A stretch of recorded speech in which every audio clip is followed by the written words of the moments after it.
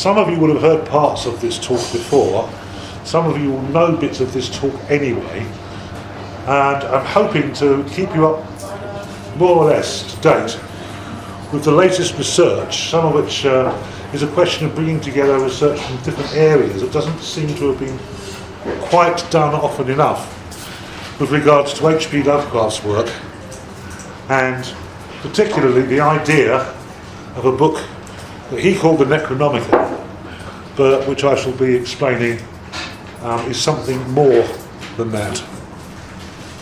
A bit of background about how I got involved.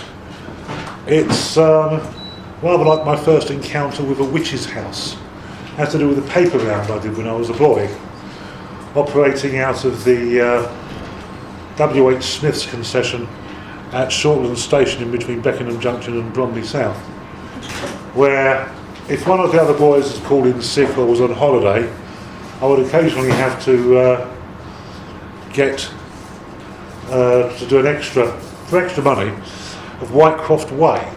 Whitecroft Way in Beckenham was also the place where one of the houses was occupied by one Madge Worthington, whose particular lineage within the Gardnerian tradition is known as the Whitecroft lineage, and a lot of Gardnerian witches were being trained there, presumably not at the time that I was putting letters through, so putting newspapers through the letterbox, assuming I actually did have her house, but I definitely had that particular route, and when I got back I might occasionally consider actually spending money at the W.H. Smith's, but didn't have a lot of money as a young teenager doing the paper round.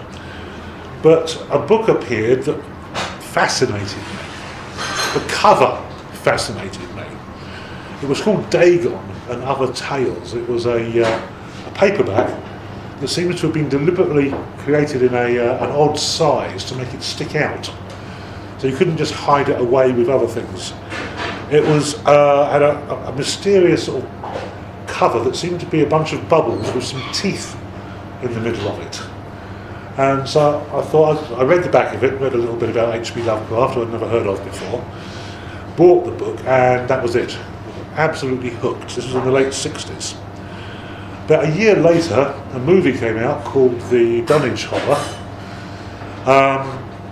And so in my naivety, I sort of thought, oh, this bloke's really popular. Obviously every couple of years or so, you know, they produce a major movie based on H P Lovecraft. And I think that was the last one for about 30 or 40 years, depending upon whether you count Herbert West's Reanimator as being truly Lovecraftian. Looking back on it from today, it's probably the best movie that was using Lovecraft as inspiration that there's been. It had a decent budget. It was in colour. It wasn't repositioned to England, unlike Die Monster Die, I think it was called, which was the colour out of space, or perhaps the ultimate insult, Edgar Allan Poe's Haunted Palace, which was based on the case of Charles Dexter Ward, with a little bit of the colour out of space bunged in and a nominal nod to the Edgar Allan Poe poem that it was not based on. But Lovecraft continued to fascinate people. He particularly fascinated people in the world of the occult. The reason for this was that people reading him kept on getting the idea that he was definitely onto something, but they couldn't quite work out what it was.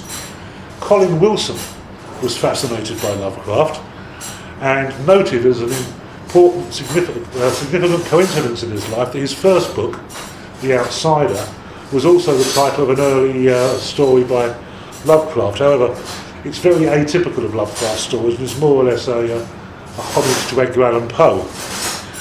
What made Lovecraft particularly interesting was his attitude towards the occult. His stories can be basically put into three groups. There are a group of stories that are based very much on Lord Dunsany, whose Third Hemisphere stories were sort of arabesque fantasies that were set in no real world. He was one of the top three influences upon Lovecraft, And I've seen a letter from Dunsany making it clear that he wasn't particularly knowledgeable about the occult, because he wrote a story for the Equinox, Mr. Crowley's magazine, and wrote to the editor, as it happens, I haven't heard anything of his Kabbalistic philosophy, but I'd be very interested to learn more. And maybe he did learn more. Maybe by the time that Lovecraft found him, he did. These are often looked upon as juvenile stories, but it doesn't quite fit. Lovecraft was born in 1890 in Providence in Massachusetts, and was in his late 20s before he ever seriously started writing for any professional press. In fact, he wrote a lot for the amateur journalism movement, which is a very odd thing that took place in America. And although I hate to use the phrase because it's been used about practically any form of communication that people have been trying to revive interest in over the past 200 years, it's kind of like an early version of the web. And it is in a way. Amateur journalism was actually set up to keep alive the art of the small town printer. Is the person who would write the newspaper, set it in type, and then produce it for his local community. As America expanded and contracted at the same time, if you know what I mean, the smaller villages with their smaller towns with their own newspapers began to get swallowed up by the big state newspapers. America never really got a national newspaper until the 1970s, 1980s, but to this day, obviously the circulation of things like the New York Post and all the rest of them, Chicago Tribune, is about the same sort of size as a national newspaper in this country. And the founder of the movement was particularly concerned that this art was dying out. And what was set up was this editorial board who would receive stories and articles and poems from various members of the movement who had to run their own press. They would then edit them, they would criticise them, suggest rewrites, would then send them to whoever they thought was running a magazine that would fit. So about 100 copies of The Conservative, which was H P Lovecraft's magazine, would be produced at any one go. I suspect that 99 of them were sent to producers of other magazines who would then send a copy to him in exchange, with the result that he kept printing alive, and it kept a certain amount of journalism alive, but not a great deal. Later on, some of the things that Lovecraft wrote for this would be snapped up by Weird Tales. Lovecraft, based very much in New England up until the early 20s, when he started travelling a lot, was eventually decided that he would try sending a story to Weird Tales, the pulp magazine that was the sort of equivalent of Amazing Stories. Amazing Stories was the foundation magazine of science fiction. Weird Tales was its equivalent in supernatural. The stories that Lovecraft wrote were largely based upon his own home area of New England, that being the old colonies in the north. The ones that begin with New, plus Massachusetts and Rhode Island, basically. And Vermont, sorry. He was convinced that he was of semi-noble lineage. His mother could trace her ancestry back to somebody arriving in the 1620s, and he was so sort of conservative that he believed, amongst other things, that the American War of Independence had been a big mistake. And it would have been far better if New England had remained a province of England, the way it should have been, and that the height of civilization was the 18th century and the 19th century. The 18th century because of the manners and literary standards of the people, and the 19th century because of the science and the invention. And this is a point at which there's a major contrast in Lovecraft.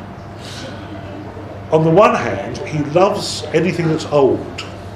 He loves the antique, he loves anything whatsoever about New England that he can find out. From about 1921-22 onwards, he would travel around New England, visiting various places and asking about local legends and folklore and all the rest of it. How much he picked up and how much he invented is a matter of dispute, and that's where we sort of this story kind of takes off. His first stories, including one that's very significant called The Festival, was set in a fictional New England, in that he would generally create place names that were like New England place names. And in the early days of Lovecraft scholarship, a lot of his letters were unavailable, and all sorts of wild guesses were made.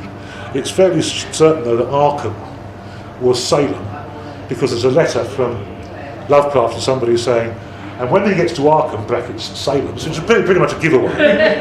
Dunwich, you may have got the name from the Dunwich in England, was generic. It wasn't a particular place, but the general area can be said to be that he describes was the area that he loved looking at the architecture of. He loved looking at ancient architecture. He even travelled abroad. He travelled as far as Canada, at least, to look at old architecture there.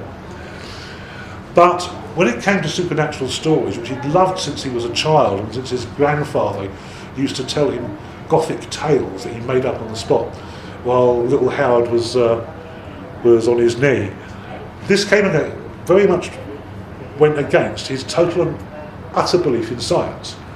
He was a convinced atheist. He once described himself as an agnostic, but then qualifies it to make it clear he's really an atheist, because he can't imagine any proof that would even make him doubt that there is no God. And in 1926, after he'd had a few stories published in Weird Tales, he wrote a story called The Call of Cthulhu, which is in many ways an absolute pioneer. It's I don't want to go into too much detail here, because I want to talk far more about the Dunwich Horror. The Cthulhu Mythos, as it's been called since, was based on the idea that what Lovecraft was going to write about now, when he spoke about ancient survivals and strange cults in the backwoods, was in fact memory of a type of science where ancient creatures, millions or billions of years old, using magic, as far as we're concerned, but what to them was science. And Lovecraft unfortunately didn't live long enough to hear the definition by Arthur C. Clarke that any sufficiently advanced science is indistinguishable from magic. So this was his basic idea. He wrote that, and he was only really talking about his work from 1926 onwards, that all of his ideas were based on the idea that all of his stories were based on an idea that billions of years ago other creatures had ruled the earth, and through the practice of what he called black magic had lost their foothold on it, and that these strange cults existed in the backwoods, and in remote islands around various remote parts of the earth, where people still remembered. And as a result, he kind of made a shift from the ordinary supernatural fiction to a form of science fiction which was written as horror literature. Throughout this was a book called the Necronomicon. The Necronomicon has fascinated occultists. There's been, I would imagine somebody here has got a rough estimate of how many published. 22, I think. 20, last count, 22 different books claiming to be the Necronomicon, including the most famous American one, most famous of all, the Simon Necronomicon, which is based on Sumerian magic and has absolutely no relationship to Lovecraft whatsoever.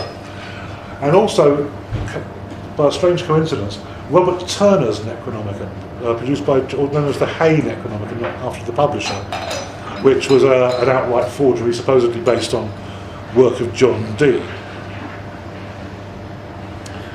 To me, the story which brings together the questions surrounding Lovecraft and whether there was anything in his stories that was true, anything in his stories that was really logical, is the Dunwich Horror, which was published and written in 1928. Now, the basic three criticisms that you could make of the Dunwich Horror are those which are generally made of Lovecraft.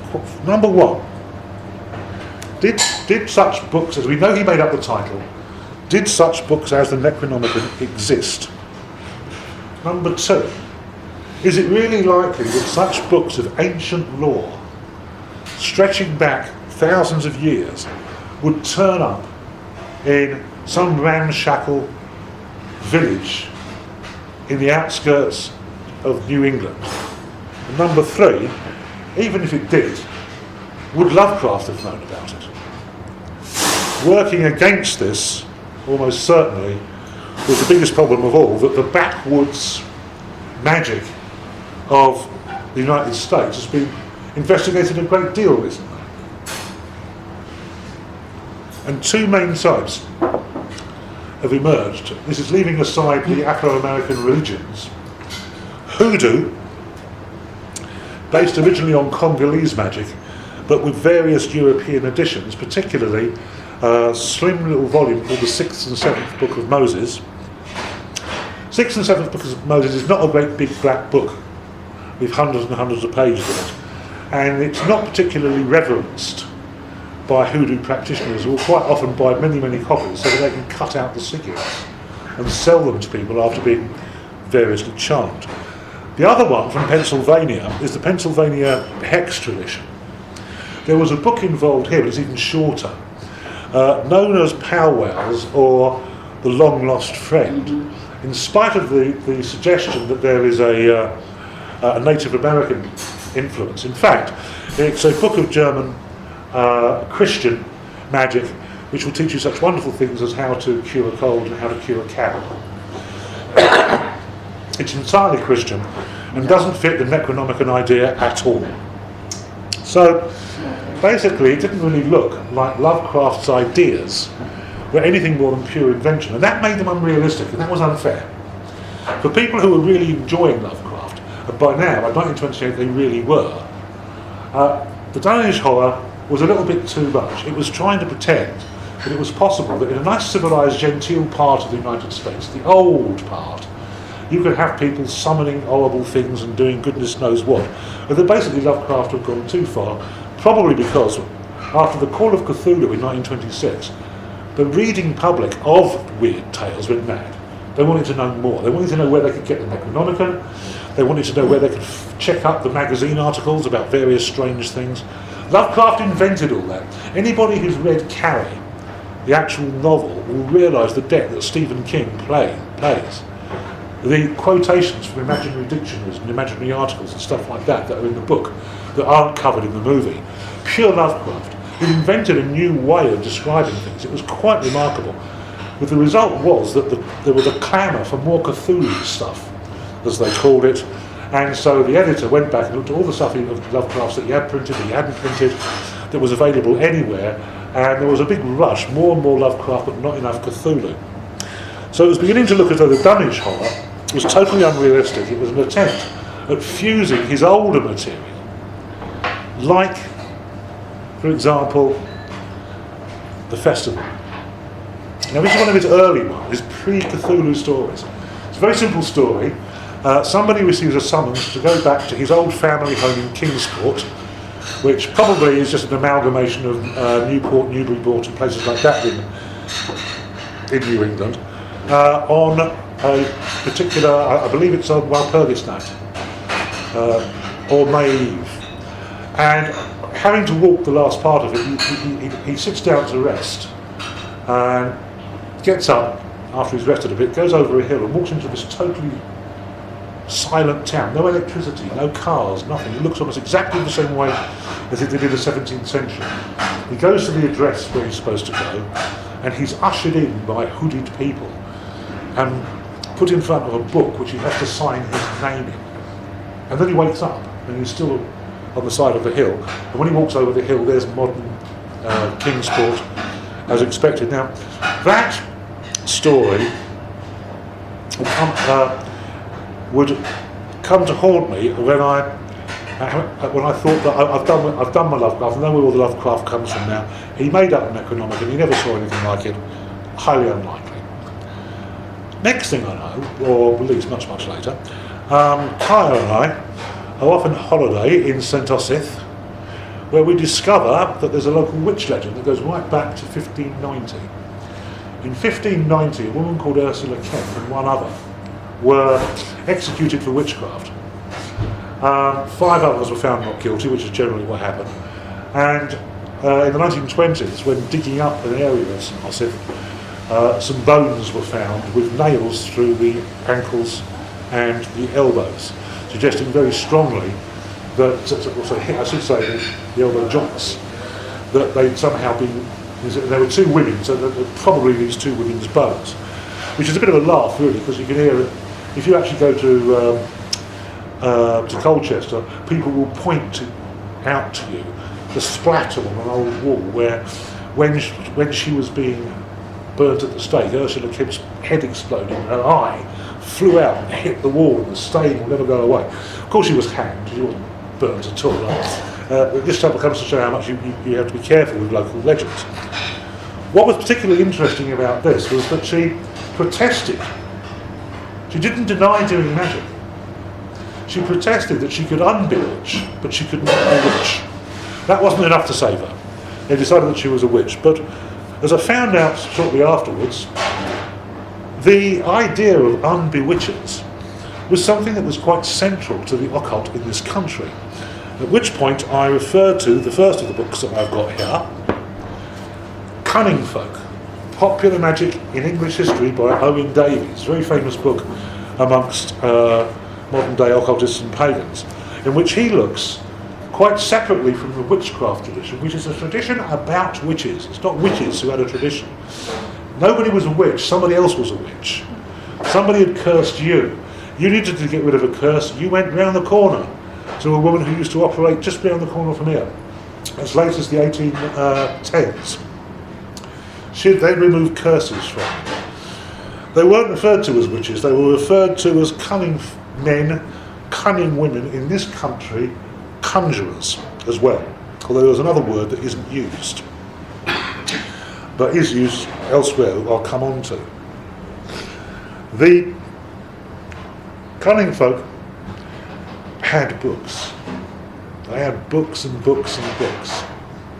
Owen Davies gives a list of the type of what was likely to be in a 17th century cunning man's library. Culpeper's Herbal, of course, plus astrological dirt. Natural Magic by John Porter. Very important one, Reginald Scott, The Discovery of Witchcraft. The Discovery of Witchcraft is extremely important because it was written by a total skeptic. The book is about, you will not believe the stuff that people are doing to find out whether they've been bewitched, find out who the witch is, and to remove the curses. They do the following. So everybody bought the book to find out how to become a cunning person. Synopsis Medicinae, Practical Astrology by Middleton. Later on, William Lilly's works on astrology would be more useful. The Secrets of the Invisible World, A General History of Apparitions, London 1770, so this is obviously a late collection. So, and even indeed the Astrologer's Magazine. But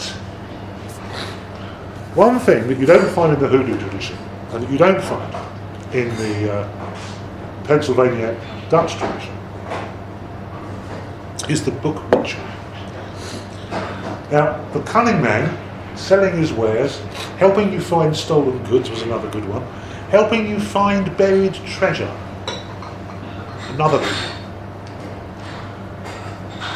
These people would use these books, but when you went to see them, there was kind of like a ritual. If you think about it, there is still a ritual today. If you want to go and see your doctor, you don't knock on the door and the doctor answers and says, yes, what I can do for you. You have to go to a waiting room. You have to speak to certain people. Certain people have to allow. You have to sit there waiting for the appointment. You have to wait to get called. When you go in, a doctor is wearing a white coat. The doctors do not wear white, purple clothes. Doctors wear white. They wear what are essentially ritual clothing to persuade you that they're clean. They will normally have something hanging around their neck that they never actually use, like a stethoscope. It has to tell you that they're a doctor. so that you will be happy. When you went to see a cunning person, you were greeted by a receptionist who would tell you that the cunning man or the conjurer was busy at the moment at his studies. And you look distressed. What is the matter? Please don't cry. Your boyfriend's left you. Oh, that's terrible. So what was his name? Oh, really?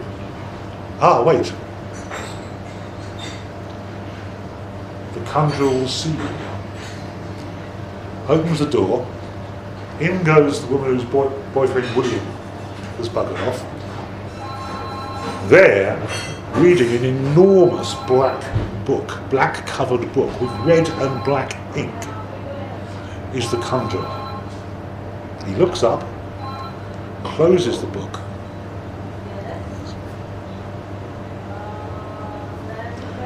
You've been wronged in love.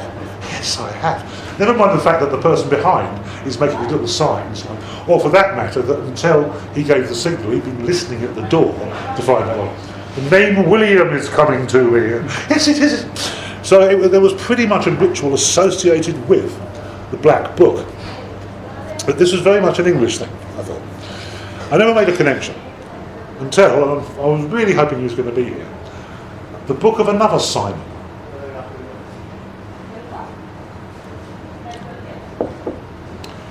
This Simon is somebody who comes here regularly. And one day, at the Moot with no name, he came up to me with this and said, I think you ought to have this. I don't know why.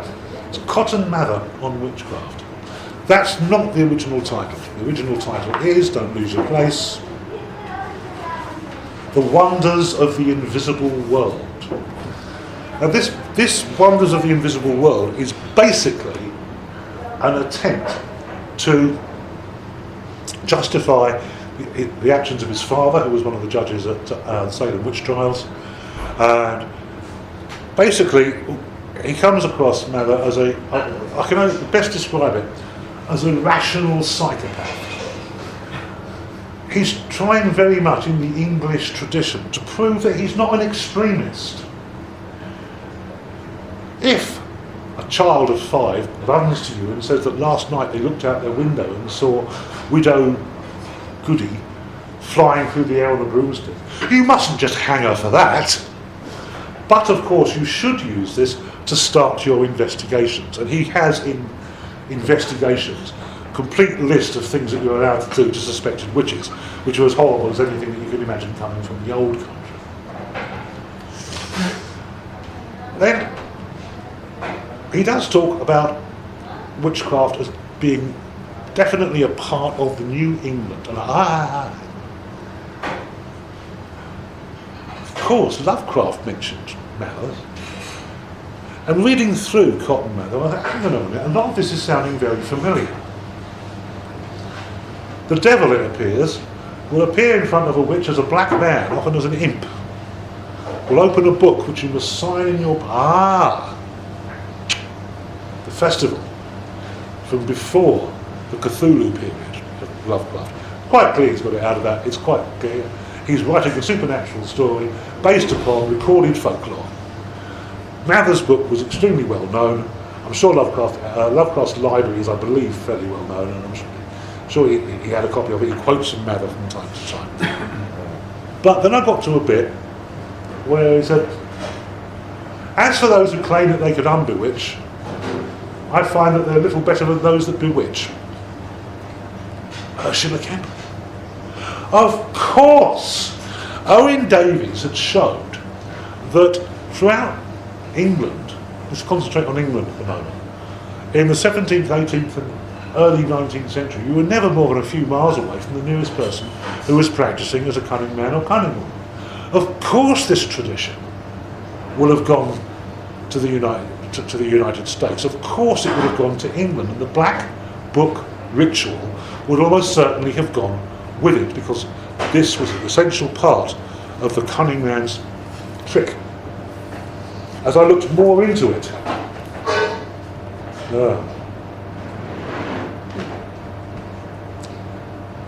oops, sorry, wrong one. About this we find, is it the devil's name that such things are done? Which it is about. In some towns it has been a usual thing for people to cure hurts with spells, or to use detestable conjurations with sieves, keys and peas, and nails and horseshoes, and I know what other implements, to learn things for which they have a forbidden and an impious curiosity. 'Tis in the devil's name that such things are done. Yeah, but it's also in Reginald Scott's book. These are all methods that are described in Reginald Scott's book, so quite clearly Reginald Scott's works, and therefore other works, and as I shall go on to demonstrate, works that were known to English cunning folk, were known in New England as well. Mather was, as I say, a rational psychopath. He was putting himself in between people who wanted to hang anybody accused of witchcraft and people who said that you shouldn't hang them unless you interrogated them without torture. He took the middle path, you know. But he also had an astonishing fear of the air. Now, it struck me that, of course, he wasn't a scientific person, and even scientific people didn't know a great deal about what was up there. The Montgolfier brothers hadn't, this was written in around 1700, the Montgolfier brothers hadn't taken flight, and it was still believed by a large number of people that you'd suffocate if you went up there, because you just couldn't live up there. What Mather has to say, and I'm going to have to search the pages for this, is very much, I've got it for you. The prince of the power of the air. Our air has a power, or an army of devils in the high places of it, and these devils have a prince over them, who is king over the children of pride. Later on, he goes on to demonstrate that for the purposes of people listening to this, I just made the inverted commas sign around demonstrate. He went on to demonstrate that the devil had the power of the air, that he sent storms and tempests, and it was quite, and he proves this from the book of Job.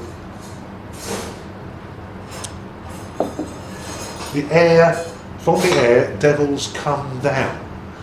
He doesn't talk about devils rising up from the pit. He talks about devils coming down from the air. So I thought, right, I've got it.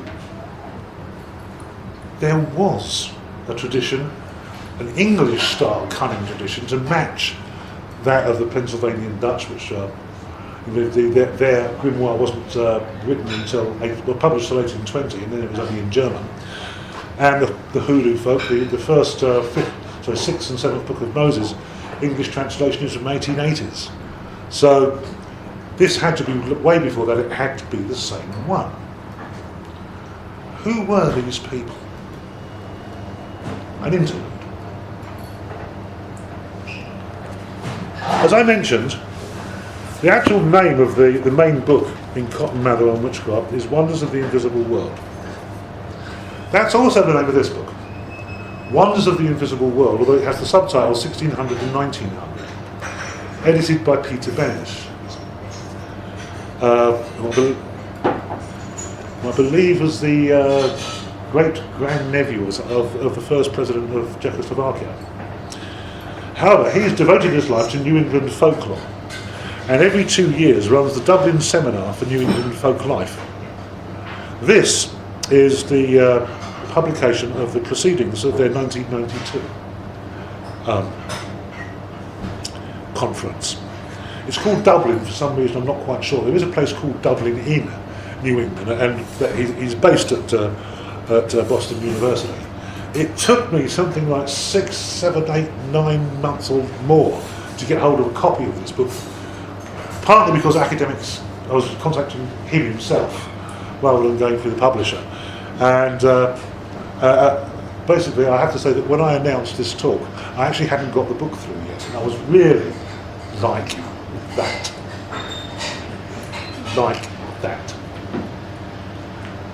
Could it be, I don't know, could it be that they had cunning folk? And could any of them be related? When I say related, I don't mean genetically, I mean sort of in their type with the characters in H P Lovecraft. So let's go back to the Dunwich Horror. Dunwich Horror is unusually for Lovecraft. It's not actually, there's no narrator. It just tells you a story. Normally the narrator is telling you something, about himself, things that happened to himself. And normally, in spite of the fact that there's something clawing at the window, he manages to half finish the last sentence in italics. It's rather than running away. It's very odd. Although it's more true in his early stuff. It tells the story of Dunwich and the terrible things which happened there this year. It's written as though it's in the past, but it's about 1928, and it was published in 1928, which is a rather interesting way of doing things. Almost making you think that perhaps it was about to happen. A family with a very, very bad reputation locally for being for being wizards have a farmhouse which very few people will go near. They're called the Whatelys. The elder of the family, the living elder of the family, is referred to only as Old Whateley or Wizard Whateley. Old Whateley or Wizard Whateley. He has a daughter called Lavinia, an odd, very strange looking child, who's given to going up on the top of a hill called Sentinel Hill, possibly based on a hill in a place called Dogtown, which I'll go back to later, which Lovecraft visited in the 1920s. Well, he doesn't mention Dogtown specifically, where there are what are supposedly megalithic monuments at the top, although they're rather haphazard. The megalithic monuments that are found in New England are all rather a bit odd, and may well have just been glacier, a big glacier that actually took it and just been left there. But anyway, Lavinia would light fires on May Eve and Halloween and dance around and shriek. And then one day, much to everybody's surprise, it turns out she's pregnant. And she gives birth. And her son, Wilbur, that's the grandson of Old Whateley, Wizard Whateley, is a real freak. He grows very, very quickly. So that by the time that he's sort of 5-6 years old, he's practically an adolescent. And he's got an equal increase in his brain power. By the time that we hit 1928, he's about 7 foot tall, hideous to look at, showing his mother's albinism, but extremely worried about something. Before his grandfather died, the Whateleys kept buying cattle, but with no noticeable increase in the size of their herd. Those cattle that were seen seemed to have strange marks on them. To my astonishment, in the annotated H P Lovecraft, edited with an introduction by S.T. Joshi, he actually bothers to explain what the idea might be that these cattle have got strange marks on them, and that the other ones just seem to disappear. We then hear that one of the barns keeps on getting expanded, and strange noises are heard from this barn. Whateley dies, the old Whateley, Wizard Whateley dies, and shortly after so does his daughter. Well, his daughter died first, I can't even remember. That's not the important part. What's really important is that all of a sudden, Wilbur Whateley becomes absolutely desperate to get a correct copy of the Necronomicon, because the version he's got is Dr. John Dee's translation, and that's got errors in it. Well, funnily enough, that's rather what happened to John Dee's work as well. There's entire books about the Enochian system as John Dee actually wrote it, and Mary Casaubon's version, which the Golden Dawn used, which you can find from Atlantis Bookshop in Museum Street in central London. Of course, Dr. John Dee never translated the Necronomicon, and it wasn't even Lovecraft's idea. I think it was Frank Belknap Long, one of his fellow writers, who came up with the idea that there might be an English translation by Dee. And then Lovecraft, as happened between him and his friends, incorporated the idea into the Dunwich Hole. Not being refused a copy of the Necronomicon,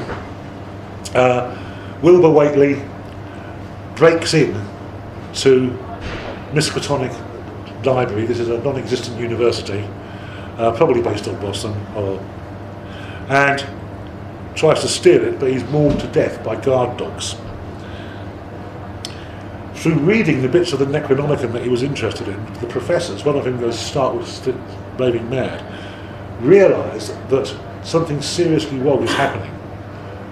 Something has burst the great barn.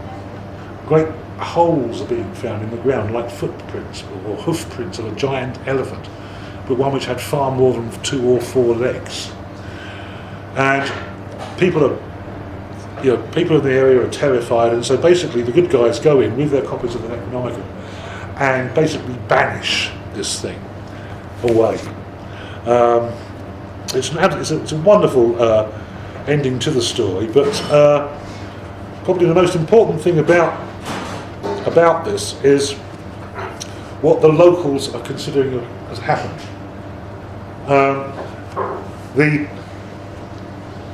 Now an hour ago, Zeb Whately here heard the phone ringing, and it was Miss Corey, George's wife, that lives down by the junction. She says the hired boy Luther and so on and so forth was driving around, and God in heaven, that half face on top. Now, he uses a rather wonderful idea here.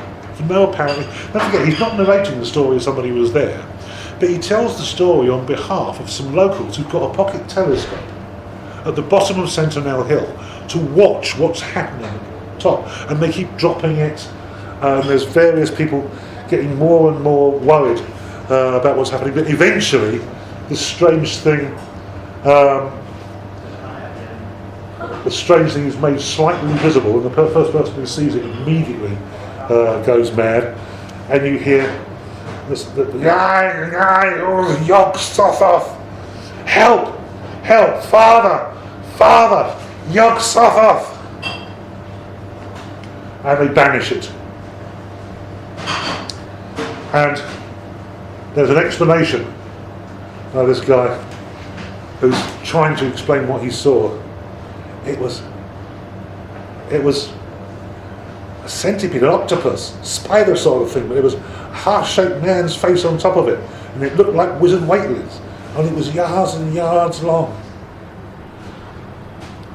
And finally, that after the thing that we just sent back, the Whateleys raised it for a terrible part in the doings that were to come. It grew fast and big for the same reason that Wilbur grew fast and big. But it beat him because it had a greater share of the outsideness in it. You needn't ask how Wilbur called it out of the air. He didn't call it out. It was his twin brother, but it looked more like the father than he did. Wonderful ending. He called it out of the air. Yog Sothoth is one of those semi-here, semi-there, interdimensional beings that is part of the pantheon of Lovecraft's stories.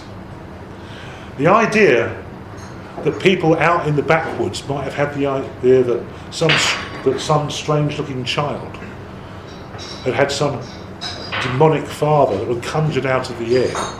Is that really likely?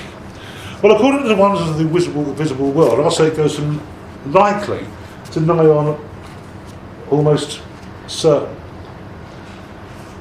There were a lot of cunning folk that were operating in New England up until 1850 being the point at which Peter Benish stopped his survey.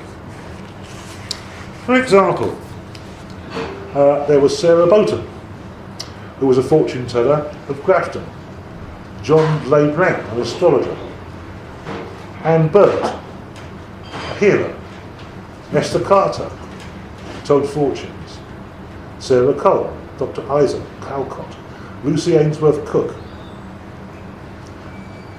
Doll, Anna Edmonds, Johnny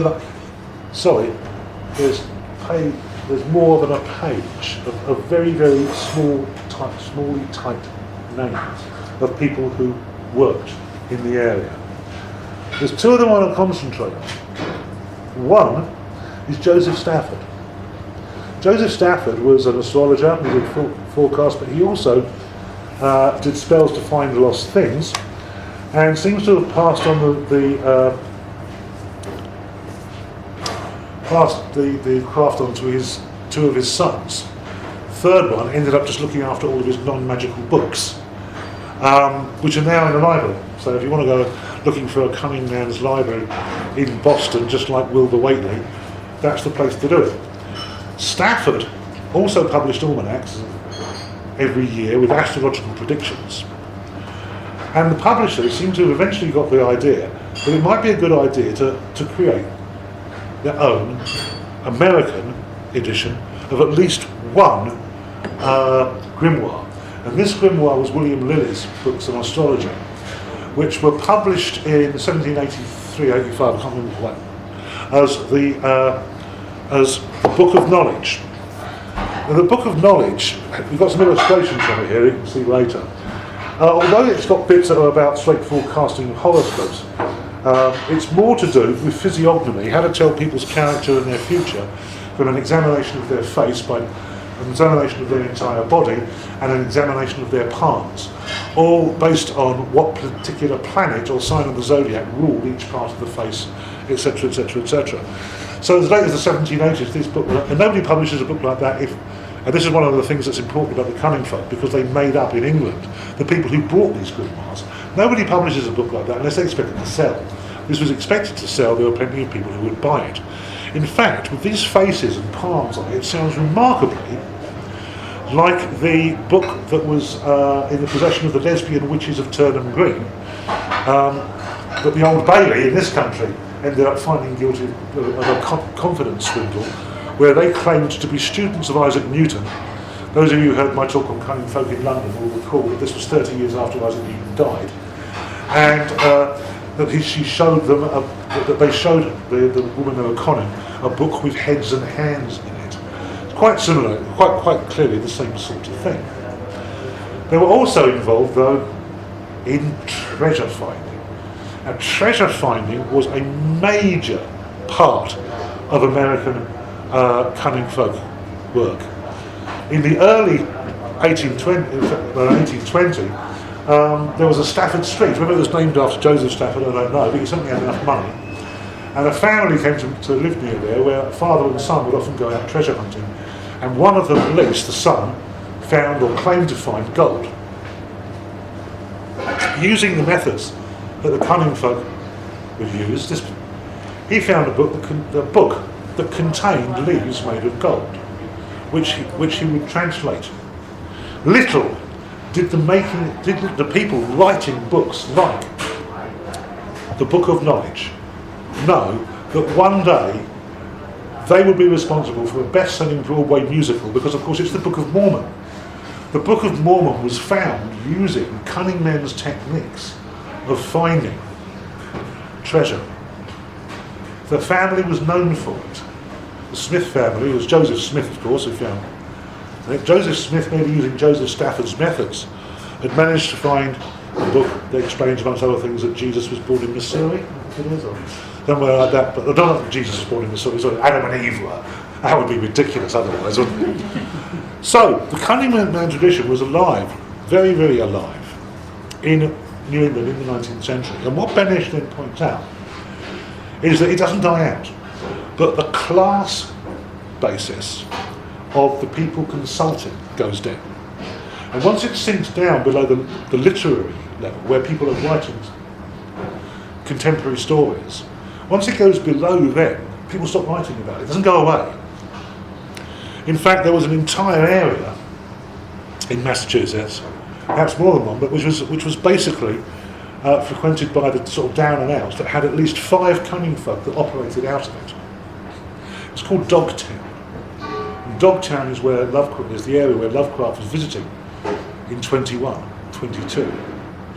But he also visited Marblehead.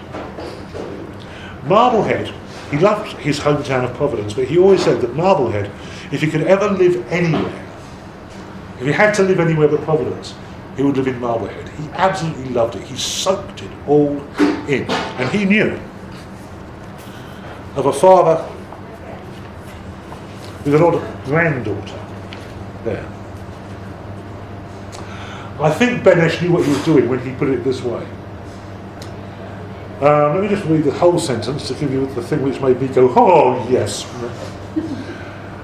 In Westborough, in 1755, a missing child on Wachusett Mountain brought forth the services of the wise man Williams Wood of Scituate. Williams was W.W. Wilbur Whately maybe, don't really think so. I think there were too many of them. To the Reverend Ebenezer Parkman, which resulted in a warning from the Reverend Ebenezer Parkman to the man who fetched him. In Marblehead, Edward Diamond, that's D-I-M-O-N-D, variously called Old Diamond or Wizard Diamond, cast spells that assured the safety of coasters and fishing vessels encountering storms. So we have a bloke that we know actually now that I know what to Google, he knew, Lovecraft knew the story of Edward Diamond. He called him Diamond because it's actually Dimond, D-I-M-O-N-D. But Dimond also had a deformed granddaughter, although I have seen one reference, so they've now worked out that it was the granddaughter of his brother, called Molly Pitcher. Molly Pitcher was extremely deformed and ugly. In spite of this, or perhaps because of it, she became internationally famous as a fortune teller, and people will go to her looking for fortunes. Well, obviously, and Lovecraft knew of Pitcher. She lived until her 80s, so we're talking about just a couple of decades before Lovecraft was in the Dogtown area, was in Marblehead, and asking questions about local myth. So what we have is a survival of the English big black book tradition that local folk would have known about, because they would have consulted the fortune tellers. They would have known about the big book. They wouldn't know what was in it. There's a reference here also to somebody was arrested for reading palms, and he had a great big book. And when he was examined by the magistrates, they said, what do you use this book for? He says, oh, just to impress people. I just look at people's hands and tell them the first thing that comes into my head. And so they knew the big black book tradition. And they knew of an old man, sometimes called Old, or otherwise Wizard, who had a hideous offspring. And they knew that this man could call upon the powers of the air. Basically, everything that you've got in the Call of Cthulhu is suddenly Christianized and then atheized. First of all, of course, anything called out of the air, we know from Cotton Mather, has to be diabolical. The people who were doing this magic didn't claim to be diabolists. They always said, we unbewitch. We don't bewitch people. We unbewitch people. But then, using Cotton Mather's idea and using this tradition of being able to control the air is evil. Something comes down and impregnates poor Lavinia, and she gives birth to these hideous twins. Everything's already there. So the three questions: was there a tradition of such books of occult lore? Is that a genuine tradition? Yes. And what's more, given the fact that Lovecraft decided to attribute the Necronomicon to a poet who wrote it in the 8th century, some of the material in it is quite clearly older than the 8th century AD, because it's rewritten stuff that goes back to classical astrology during the Greco-Roman and Greco-Egyptian period. So it is indeed full of ancient lore. Was it in New England? Yes, almost definitely. Did Lovecraft know of it? Know of it. He wrote a story all about it, which was made into 2 movies, neither of which I understand are very good. The second one of which I understand isn't very good. But there you have it. That's the roots of the Necronomicon. Lovecraft was working in a very, very logical climate, and his stories, with his atheistic twist, to make these beings extra-dimensional, but nevertheless things of science, rather than supernatural, all makes perfect sense. Thank you very much.